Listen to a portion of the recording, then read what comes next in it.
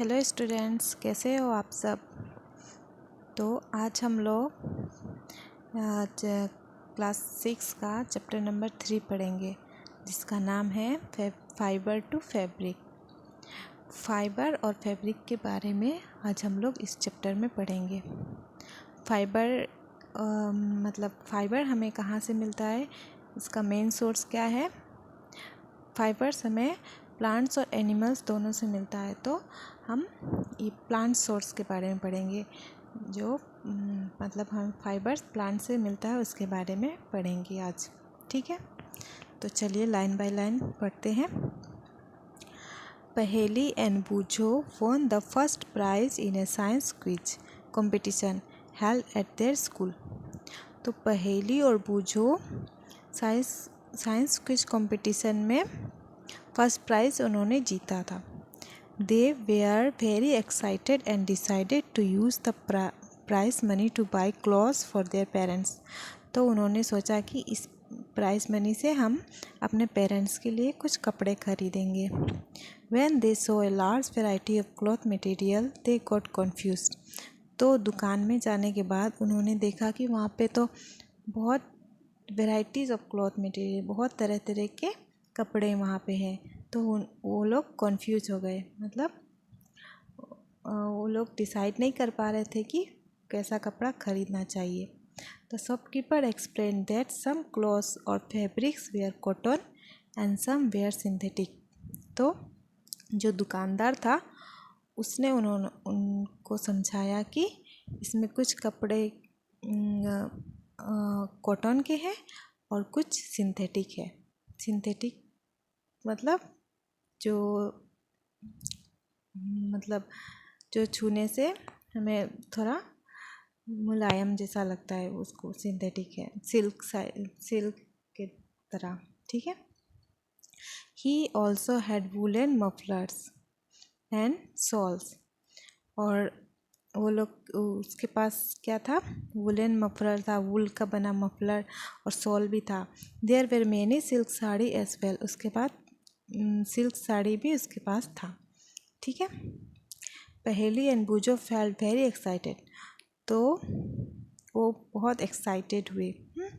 They touched and felt this different fabrics. तो उन्होंने हाथों से छू के देखा, अलग अलग जो कपड़े हैं सबको उन्होंने हाथों से फील किया। Finally they bought A woollen muffler and A cotton sari. तो फाइनली उन्होंने क्या खरीदा, एक वुलन मफलर, वूल से बना जो मफलर था, और एक कॉटन का साड़ी खरीदा, ठीक है। After their visit to the cloth shop, Paheli and Boojho began to notice various fabrics in their surroundings. तो वहाँ पे जब क्लॉथ के शॉप में जाने के बाद, जो दुकान में जाने के बाद, पहेली और बूझो नोटिस करने लगी कि वहाँ पे कैसा किस तरह का फैब्रिक्स है, मतलब किस तरह का कपड़े हैं वहाँ पे। They found that bedsheet, blankets, curtains, tablecloths, towels and duster were made from different kinds of fabric। तो उन्होंने क्या देखा वहाँ पे, उन्होंने आसपास देखा कि वहाँ पे बेडशीट भी था, ब्लैंकेट्स भी था, उसके बाद पर्दे थे, टेबल क्लॉथ थे, टॉवेल थे, डस्टर, ये सब अलग अलग टाइप के फैब्रिक से बने हुए थे। जैसे कि बेडशीट तो हमें अलग फैब्रिक से बनता है, ब्लैंकेट अलग फैब्रिक से बनता है, टेबल क्लॉथ का कपड़ा आपने देखा होगा अलग से, कर्टेन का कपड़ा अलग रहता है, टॉवेल का कपड़ा अलग, डस्टर अलग चीज़ से बनता है, अलग फैब्रिक से, ठीक है। Even there school bags and the gunny bags were made from some kind of fabric. तो उसके साथ साथ उनका जो स्कूल बैग और गनी बैग, वो भी कुछ तरह के फैब्रिक से ही बने हैं, अलग अलग तरह के। They tried to identify these fabrics as cotton, wool, silk और synthetic। तो उन्होंने क्या करना शुरू कर दिया, उन्होंने आइडेंटिफाई करना शुरू कर दिया, पहचानना शुरू कर दिया कि ये कॉटन है, ये वूल है, ये सिल्क है, या सिंथेटिक है, ठीक है। Can you also identify some fabric. क्या तुम और फैब्रिक का आइडेंटिफाई पहचान सकते हो क्या। तो यहाँ पे देखिए 3.1 में हम क्या पढ़ेंगे, वैरायटी इन फैब्रिक्स। तो फैब्रिक्स में जो वैरायटी है, कितना तरह का वैरायटीज रहते हैं उसके बारे में हम पढ़ेंगे यहाँ पे। तो यहाँ पे देखिए एक्टिविटी 1 दिया है, visit A near by tailoring shop. यहाँ पे लिखा है कि एक टेलर शॉप के पास आपको जाना है, ठीक है। Collect cutting of fabrics left over after stitching. तो वहाँ पे आपने देखा होगा टेलर के पास जो आप कपड़ा देने जाते हैं तो वहाँ पे देखा होगा जो वो कपड़ा कटिंग करता है उसमें जो वेस्ट कपड़ा काट के वो निकाल देता है अलग, तो उसको आपको कलेक्ट करना है। Feel and touch each piece of fabric, और उसको आपको टच करके देखना है, फील करना है कि वो कैसा फैब्रिक है। Now try to label some of fabrics as cotton, silk, wool और synthetic after asking for help from the Taylor.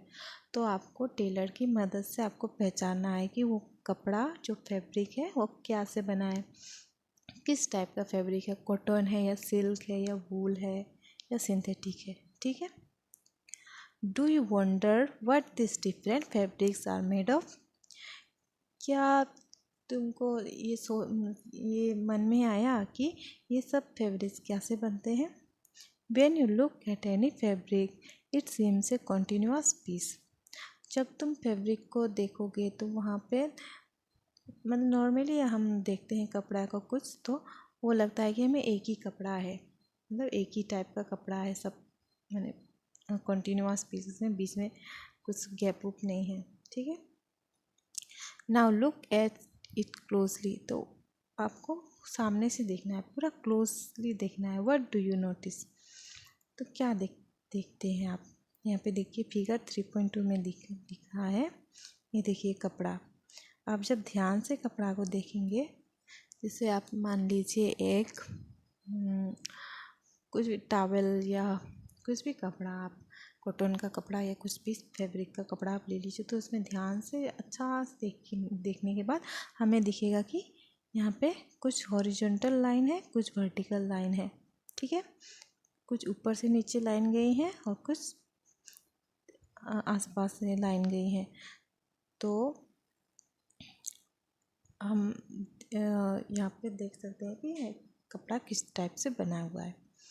उसके बाद एक्टिविटी 2 में आपको क्या करना है, select a piece of cotton fabric you label in activity 1। जो तुमने एक्टिविटी 1 में जो कॉटन फैब्रिक का जो आपने आइडेंटिफाई किया था उसमें एक पीस सेलेक्ट करना है, कोई भी एक पीस, चाहे कॉटन का हो, चाहे सिल्क का हो, चाहे कुछ भी। Now try to find a loose thread और yarn at one of the edges and pull it out.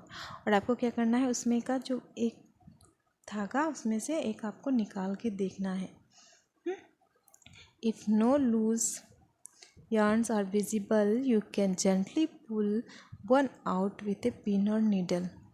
अगर आप आसानी से नहीं इसको निकाल पा रहे हैं तो आप पिन और नीडल की मदद से निकाल सकते हैं, जैसे ये फिगर 3.3 में दिया गया है। Pulling a thread from fabric, okay से एक एक करके उसमें से थ्रेड निकाल रहा है, धागा। तो आपको ऐसे ही निकालना है। We find that a fabric is made up of yarns arrange together. तो हम क्या देखते हैं कि फैब्रिक क्या से बना है, कुछ धागों से मिलकर बना हुआ है। What are this yarns made of. तो ये सब धागा किस चीज़ से बने होते हैं, देखते हैं। चलिए आप देखिए 3.2,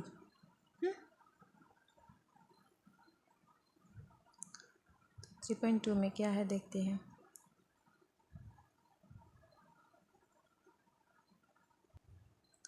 फाइबर, 3.2 में क्या है, फाइबर। तो हम फाइबर के बारे में अब जानते हैं। एक्टिविटी 3 यहाँ पे दिया गया है, take out a yarn from a piece of cotton fabric. जो आपने यार्न जो धागा निकाला था कॉटन फैब्रिक से, कॉटन पीस से आपको निकालना है एक धागा। Place this piece of yarn on the table, उसको एक टेबल के ऊपर रख देना है। Now press one end of the yarn with your thumb. और एक साइड को आपको एक एंड को आपको अपना थंब से प्रेस करना है। Scratch the other and of the yarn along its length with your nails. तो आपको जितना हो सके दूसरे हाथ से आपको उस धागा को खींचना है। Do you find that at this and the yarn splits up into thin strand. तो आप क्या देखते हैं, क्या ये धागा कुछ छोटे छोटे रेसों में बदल जाता है क्या, उसमें से रेसे निकलते हैं क्या कुछ। ये देखिए फिगर 3.4 में दिया है splitting the yarn into thin strand. आपको इसे धागा लेना है, उसको आप yarn split up into thin strand. तो ये देखिए छोटे छोटे इसमें से रेसे निकल के आते हैं कॉटन में। You might have observe something similar when you try to thread a needle. तो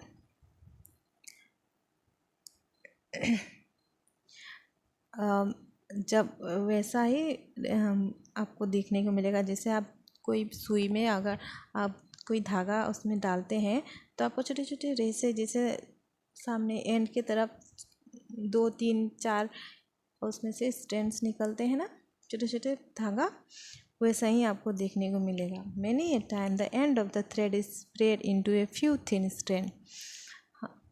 हमेशा मतलब उसमें ज़्यादा टाइम उसमें थ्रेड पतला पतला थ्रेड निकल जाते हैं। This make it difficult to pass the thread through the eye of the needle. तो इसको ये डिफ़िकल्ट होता है आपको नीडल में डालने में। जब आप सुई में डालते हैं धागा तो आपको परेशानी होता है। The thin strands of thread that we see are made up of still thinner strands called fibre.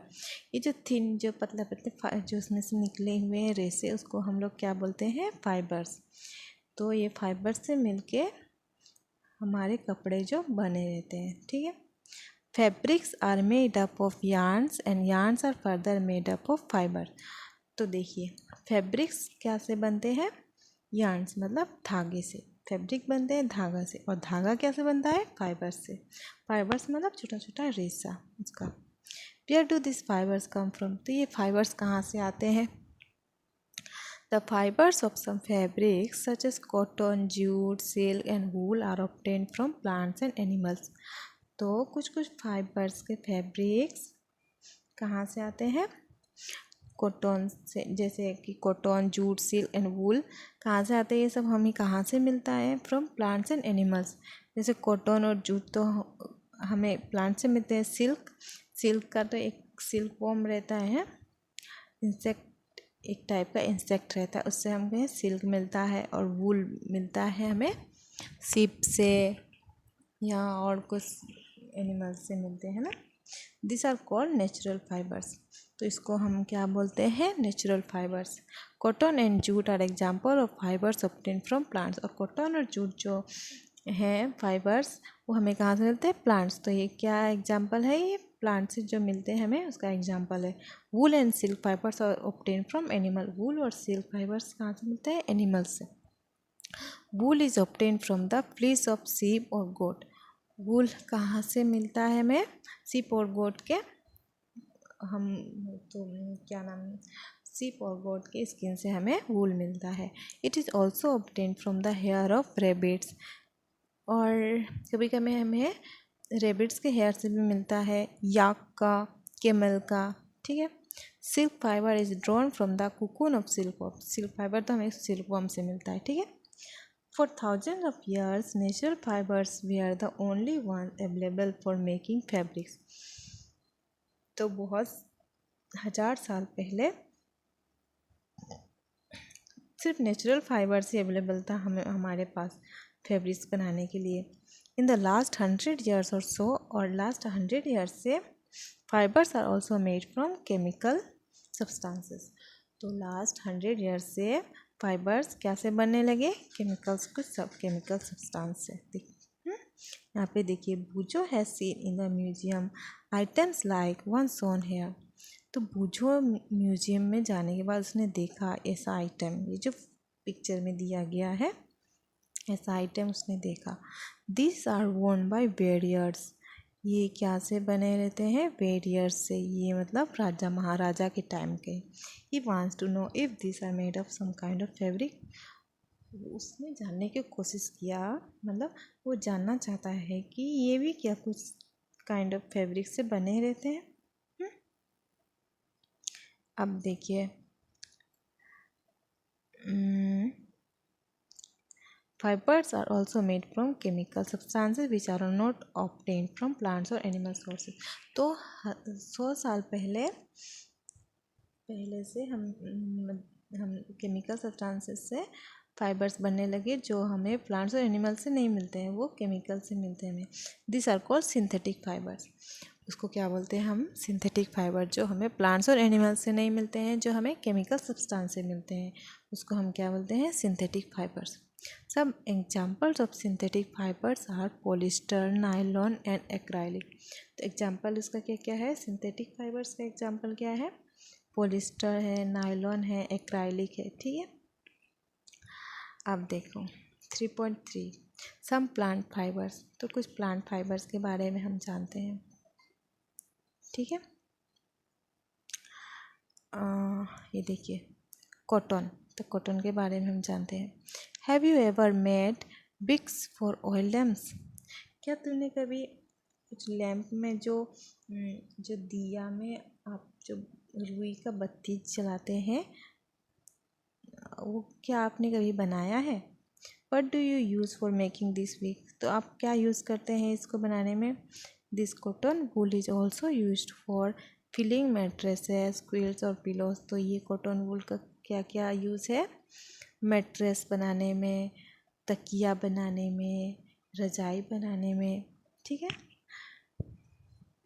इसमें कॉटन का यूज़ करते हैं हम. Take some cotton wool. आपको कुछ कॉटन वूल लेना है. Pull it apart and look at its edge. तो आपको अलग से रख के इसको देखना है एक तरह से. What do you observe? तो क्या दिखता है आपको? The small thin strands that you see are made up of cotton fibers. तो वूल को देखने के बाद आपको उसका एक एज से देखना है. आपको एक पॉइंट से आपको उसको देखना है, तो आपको देखने को मिलेगा वो भी कुछ कॉटन फाइबर से मिलके बने हैं, छोटे छोटे पतला पतला. Where does this cotton wool come from? तो ये कॉटन वूल कहाँ से आते हैं? It is grown in the fields. ये कहाँ पाया जाता है? ये उगाया जाता है हमारे खेतों में. Cotton plants are usually grown at places having black soil and warm climate. Cotton plants के लिए हमें क्या चाहिए? ब्लैक सॉइल चाहिए. सॉइल इस एक टाइप की सॉइल है, मतलब मिट्टी है, ब्लैक सॉइल. और वार्म क्लाइमेट मतलब ज़्यादा ठंडा भी नहीं, ज़्यादा गर्म भी नहीं, वार्म मतलब medium. Can you name some states of our country where cotton is grown? क्या आप बता सकते हैं कुछ स्टेट्स हमारे कंट्री में जहाँ पे कॉटन उगाया जाता है? The fruits of the cotton plants are about the size of a lemon. तो जो कॉटन प्लांट के फ्रूट रहते हैं, जो कॉटन प्लांट में जो फ्रूट रहते हैं वो कौन साइज़ के रहते हैं? लेमन. जैसे आप नींबू का साइज़ है वैसे ही सेम साइज़ रहते हैं. After maturing the bolls burst open and the seed covered with cotton fibers can be seen. तो जब वो मैच्योर हो जाते हैं, पूरा पक जाते हैं, तो वो अपने आप ओपन हो जाते हैं, बस्ट ओपन हो जाते हैं. और उसके बाद सीड जो हम उसमें रहता है वो हम अपने आँखों से देख सकते हैं. Have you ever seen A cotton field that is ready for picking? तो आपने कुछ कॉटन फील्ड को देखा है जहाँ पे आप मतलब आपका कॉटन पूरा बन के तैयार हो जाता है, पूरा पक के तैयार हो जाता है? It look like a field cover with snow. तो फील्ड को देखने से आपको दूर से क्या दिखेगा कि स्नो से भरा हुआ है, मतलब पूरा बर्फ़ से भरा हुआ है वैसा दिखेगा, क्योंकि वाइट जो रहते हैं कॉटन जो उसे ब्रस्ट आउट होके हमें दिखता है. पूरा दूर से देखने से लगता है कि स्नो से भरा हुआ है, आइस से. ठीक है. यहाँ पे देखिए फिगर 3.6 में ये देखिए कॉटन का प्लांट है, कॉटन का फील्ड है, ये पूरा स्नो जैसा लग रहा है ना. अब देखिए from this balls cotton is usually picked by hand. तो इस बॉल से कॉटन हम क्या करते हैं? हाथ से निकालते हैं. Fibers are then separated from the seeds by combing. और उसके बाद फाइबर्स को हम कॉम्ब करके निकालते हैं सीड्स से. ठीक है. This process is called ginning of cotton. तो इसको हम क्या बोलते हैं, गिनिंग ऑफ कॉटन। जो हम कॉम्ब करके निकालते हैं सीड्स और फाइबर्स अलग करते हैं, उसको बोलते हैं गिनिंग ऑफ कॉटन। जैसे ये आदमी कर रहा है, देखिए 3.7 में। Ginning was traditionally done by hand. तो ये कैसे होता है, हैंड से होता है, हाथों से होता है। This days machines are also use for ginning. और आजकल तो मशीन भी निकल गया है गिनिंग के लिए, ठीक है। जूट, उसके बाद हम क्या पढ़ेंगे अब जूट के बारे में। Jute fibres is obtain from the stem of the jute plant. Jute fibre हमें कहाँ से मिलता है, जूट प्लांट के स्टेम से। कॉटन हमें कहाँ से मिलता था, फ्रूट से, कॉटन प्लांट के फ्रूट से। और जूट कहाँ से मिलता है, स्टेम से, जूट प्लांट का स्टेम से, ठीक है। It is cultivated during the rainy season. और ये कब उगाया जाता है इसको, रेनी सीजन में, बरसात के टाइम में। In India jute is mainly grown in West Bengal, Bihar and Assam. और हमारे इंडिया में कहाँ कहाँ उगाया जाता है जूट, वेस्ट बंगाल में, बिहार में और असम में। The jute plant is normally harvested when it is at flowering stage। और जूट प्लांट को हम कब काटते हैं, जब वो फूल, जब उसमें फूल आने लगते हैं तब। The stems of the harvested plants are immersed in water for few days। और उसके बाद हम क्या करते हैं, उसके स्टेम को, जो काटा हुआ जो प्लांट है उसका हम स्टेम को पानी में कुछ रख देते हैं, कितना दिन के लिए। The stems, root and fibers are separated by hand. जो स्टेम के ऊपर जो फाइबर्स है वो हमारे हाथ से सेपरेट हम उसको कर लेते हैं। उसके बाद to make fabrics all this fibers are first converted into yarn. और फैब्रिक्स बनाने के लिए ये सब जो कलेक्ट किया हुआ फाइबर्स जो हमें इसका स्टेम से मिलता है, हम उसको यार्न में कन्वर्ट कर देते हैं, एक के साथ एक मिला के। हाउ इज इट डन, तो ये कैसे कर होता है, ठीक है। अभी देखिए 3.4 में स्पिनिंग कॉटन यार्न। तो कॉटन जो हम यार्न बनाए हैं, जो कॉम्बिंग से कॉटन जो हम निकला था, मतलब गिनिंग ऑफ कॉटन जो हमने किया था, ये देखिए ये गिनिंग ऑफ कॉटन जब किया था, इसके बाद स्पिनिंग है, spinning cotton yarn. You can try making cotton yarn yourself. तो आप अपने खुद से भी कॉटन यार्न बना सकते हो।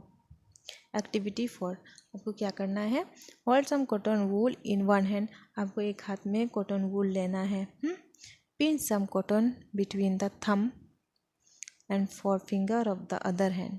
आपको कॉटन आपको थंब और आपको फिंगर के बीच में लेना है, दूसरा हाथ के। Now gently start pulling out the cotton. उसके बाद आपको कॉटन उसमें से निकालना शुरू करना है। While continuously twisting the fibers are you able to make it yarn. तो आप क्या कंटिन्यूस जब ऐसे करने के टाइम क्या आप यार्न बना सकते हैं, आप क्या यार्न बना पाए, यही आपको देखना है, ठीक है। ये फिगर 3.9 में ये देखिए, आपको एक हाथ में कॉटन लेना है और एक हाथ से सिर्फ उसको खींचते जाना है बार बार कंटिन्यूसली। अब एक यार्न के रूप में वो कन्वर्ट हो जाएगा। The process of making yarn from fibres is called spinning. जो प्रोसेस आप में यार्न बनाने में, फाइबर से यार्न बनाने का प्रोसेस को हम क्या बोलते हैं, स्पिनिंग, ठीक है। In this process fibers from a mass of cotton wool are drawn out and twisted. तो इस प्रोसेस में क्या होता है, फाइबर जो कॉटन वूल का जो फाइबर्स से, कॉटन वूल से जो फाइबर्स निकलते हैं वो उसमें से निकालने के बाद उसको ट्विस्ट हम लोग घुमाते रहते हैं। This bring the fibers together to form it. घुमाने के बाद हम रोल करते करते वो एक यार्न के रूप में कन्वर्ट हो जाता है फाइबर्स से। A simple device use for spinning is a hand spindle, also called takli. 3.10 में जो दिया है 3.10 कहाँ गया?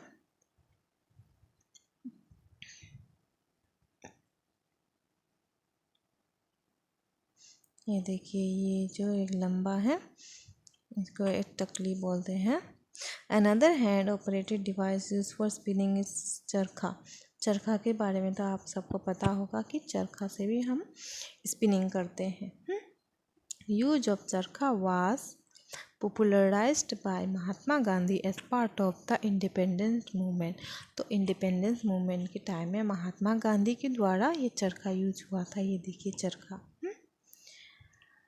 He encouraged people to wear clothes made of homespun yarn and sun imported clothes made in the mills of Britain। तो उन्होंने क्या हम लोगों को क्या इनकरेज किया था कि आपको अपना खुद से बनाया हुआ कपड़ा पहनना चाहिए। Spinning of yarn on a large scale is done with the help of spinning machine. Spinning yarn का स्पिनिंग मतलब ज़्यादा से ज़्यादा यार्न का स्पिनिंग हम कहाँ से करते हैं? स्पिनिंग मशीन से। After spinning yarns are use for making fibers. Spinning के बाद यार्न्स फैब्रिक्स बनाने के लिए पूरा रेडी हो जाता है स्पिनिंग के बाद। उसके बाद 3.5 में देखिए यार्न टू फैब्रिक। अब यार्न जो बन जाता है उसके बाद हम यार्न से फैब्रिक्स में कैसे कन्वर्ट करते हैं ये देखते हैं। There are many ways by which fabrics are made from yarn. बहुत सारे रास्ते हैं, मतलब बहुत सारे वे से फैब्रिक्स से यार्न से फैब्रिक्स बनाने के लिए। The two main processes are weaving and knitting. और दो प्रोसेस है जो इसका नाम है वीविंग और नीटिंग। ये टू मेन प्रोसेस है, उसके बारे में हम पढ़ेंगे। Weaving. In activity 2 you might have notice that a fabric is made up of 2 sets of yarn arranged together. तो इन एक्टिविटी 2 में हमने क्या देखा कि फैब्रिक मतलब फैब्रिक कैसे बना रहता है? 2 सेट ऑफ यार्न, एक तो हॉरिजॉन्टल लाइन, एक है वर्टिकल लाइन। दो सेट और फैब्रिक से बना रहता है ना, आपने देखा जब। This process of arranging 2 set of yarn together to make a fabric is called weaving. तो इसी प्रोसेस जो 2 सेट ऑफ यार्न का जो हम अरेंज करके बनाते हैं उस प्रोसेस को क्या बोलते हैं? Weaving. Let us try to weave some paper strips. तो हमें पेपर स्ट्रिप को हम वीव करके ट्राई करते हैं। एक्टिविटी 5 में देखिए, take 2 sheets of paper of different colours. आपको 2 पेपर लेना है अलग अलग कलर के। Cut square pieces of length and width equal to 30 centimetre from each sheet. हर एक शीट से आपको 30 सेंटीमीटर काट लेना है। लेंथ और वेट आपको दोनों 30 सेंटीमीटर लेना है। Now fold both the sheet into half. आप उसको आप हाफ में मोड़ देना है। On one sheet draw lines as shown in the figure 3.12। और एक साइड में आपको लाइन ड्रॉन करना है, जैसे फिगर 3.12 ए में दिया है। ये देखिए जैसे लाइन ड्रॉ किया है ना, आपको लाइन ड्रॉ कर देना है ए में।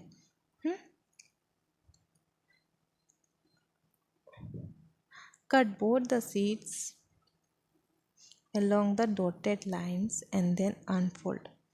dotted line के आपको along में काट लेना है।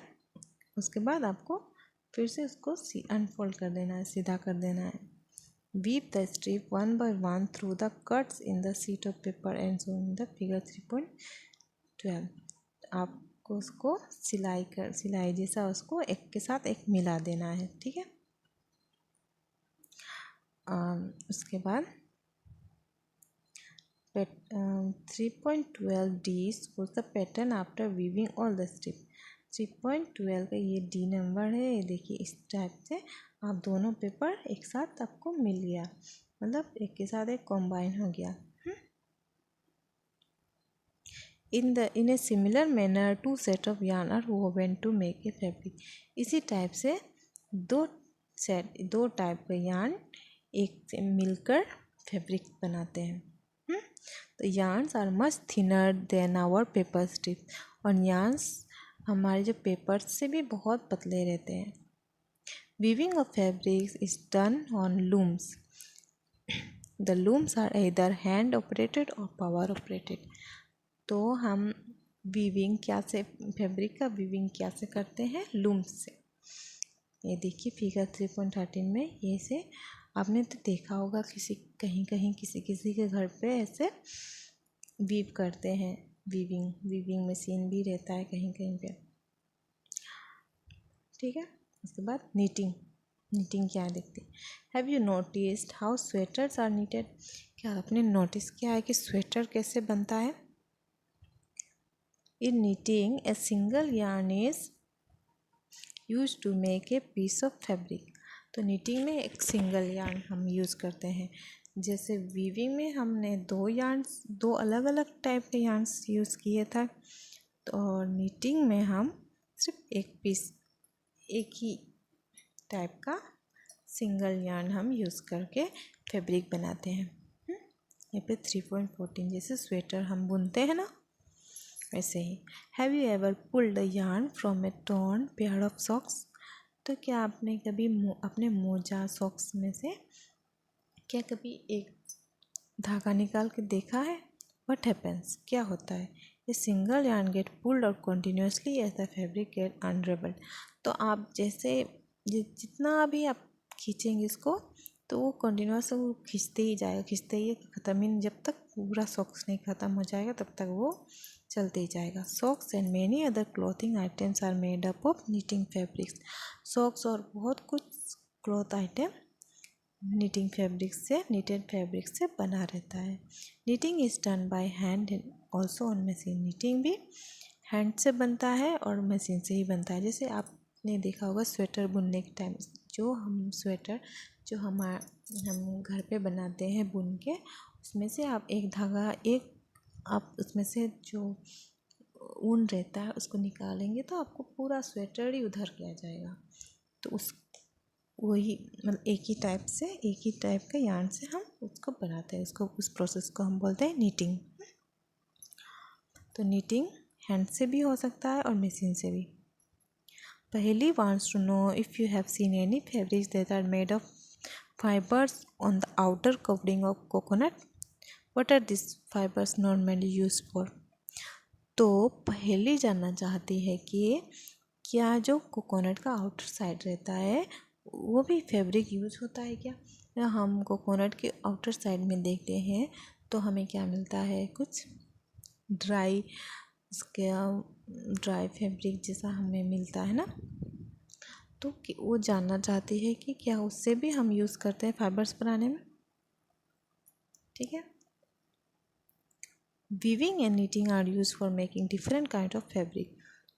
वीविंग और नीटिंग अलग अलग टाइप के फैब्रिक बनाने में यूज़ होते हैं। This fabrics are use for a variety of clothing item, तो ये फैब्रिक्स हम यूज़ करते हैं अलग अलग टाइप के क्लॉथ बनाने में। अब देखिए 3.6 में हम पढ़ेंगे हिस्ट्री ऑफ क्लॉथिंग मटेरियल। हमारे हम कपड़ा जो पहनते हैं, क्लॉथ जो हम पहनते हैं, उसका हिस्ट्री क्या है, मतलब उसके पुराने ज़माना में कहाँ से उसका मतलब डिस्कवरी हुआ था, कहाँ से उसका आविष्कार हुआ था। ठीक है, have you ever wonder what materials people used in ancient time for clothes, तो आपने कभी सोचा है कि लोग एंशिएंट टाइम पुराने ज़माने के लोग क्लॉथ में क्या पहनते थे, वो किस टाइप का मटेरियल्स पहनते थे। It appears that in those times people use the bark and big leaves of trees और animal skins and furs to cover themself, तो हम देखते हैं कि एंशिएंट टाइम में जो लोग थे वो पेड़ का छाल, बड़ा बड़ा जो पेड़ का पत्ते रहते हैं, बड़े बड़े पत्ते, एनिमल के स्किन, वो सब यूज़ करते थे अपने शरीर को ढकने के लिए। ठीक है, अपने आप को ढकने के लिए, तब तो क्लॉथ्स नहीं थे। After people begin to settle in agricultural communities they learn to weave twigs and grass into mats and basket, जब आदमी लोग एग्रीकल्चर करने लगे, जब एग्रीकल्चर की शुरुआत हुई तो उन्होंने सीखा कि कैसे ट्विक्स मतलब पेड़ की टहनी और घास से उन्होंने क्या शुरू किया, मैट बनाना, बास्केट बनाना, वाइन्स, एनिमल फ्लीस और hair were twisted together into long stands. Animal fleece, hair, animal का हेयर, वो सब एक साथ एक में एक ट्विस्ट करके टुगेदर इनटू लॉन्ग, लंबा उसका स्टैंड बनाना शुरू किया उन्होंने। This were woven into fabrics, तो उसके बाद उन्होंने लोगों ने वीव करके उसको फैब्रिक्स में बना दिया। The early Indians wore fabrics made out of cotton that grew in the region near the river Ganga. तो जो इंडियंस थे पुराने ज़माने में वो कॉटन से बने हुए फैब्रिक्स पहनते थे, और जो वो उगाते कहाँ थे, रिवर गंगा के रीजन के सामने, मतलब गंगा रिवर के किनारे वो उगाते थे। ठीक है, अब देखिए, flax is also a plant that gives natural fibres. Flax क्या है? फ्लैक्स भी एक प्लांट है जो हमें नेचुरल फाइबर्स देता है। In ancient Egypt cotton as well as flax were cultivated near the river Nile and were used for making fabrics। तो एंशियंट इजिप्ट में, इजिप्ट पुराना ज़माने में इजिप्ट में कॉटन और फ्लैक्स कल्टीवेट किया जाता था।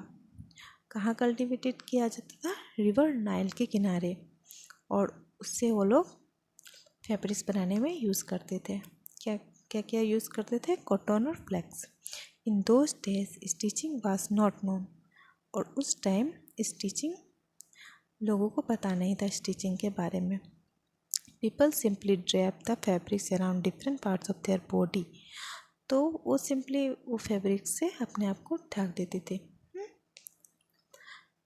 Many different way of draping fabrics were use, तो अपने आप को ड्रैप करने के लिए बहुत डिफरेंट वो लोग वे में अपने आप को ढाँपते थे। With the invention of the sewing needle people started stitching fabrics to make cloth. उसके बाद जब नीडल का जब इन्वेंशन हुआ तब आदमी लोग सिलाई करना सीखे, तब वो सिलाई करके अपना खुद से कपड़ा बनाने लगे। Stitched clothes have gone through many variations since this invention, but it is not amazing that even today sari, dhoti, lungi and turban is used as an unstitched piece of fabric। तो stitch cloth, जब सिलाई किया हुआ cloth बहुत बहुत हम varieties का निकला अभी तक, जब से इन्वेंशन हुआ तब से लेके आज तक। लेकिन ये भी बहुत सोचने की बात है कि आजकल साड़ी जो है, धोती है, लुंगी है, टर्बान, ये सब अनस्टिच पीस ऑफ फैब्रिक है। ठीक है, जस्ट मतलब ये बिना सिलाई किया कपड़ा है। साड़ी, धोती, ये सब हम बिना सिलाई किए हुए पहनते हैं।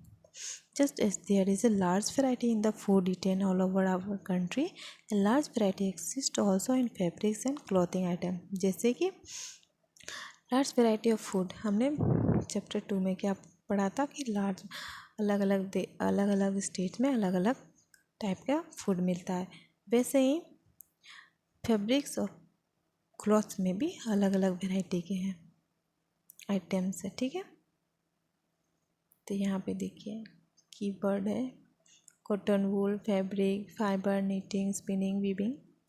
ठीक है, यहाँ पे इसका समरी है और ये एक्सरसाइज का क्वेश्चन है। और अगर क्वेश्चन आंसर आपको चाहिए कि आपको लगता है कि मैं आपको दूँ नोट्स इसका, तो आप कमेंट कर सकते हैं मुझे कमेंट बॉक्स में। ठीक है, तो आज हमने चैप्टर 3 कंप्लीट किया। नेक्स्ट डे हम चैप्टर 4 पढ़ेंगे। ठीक है, तब तक के लिए बाय।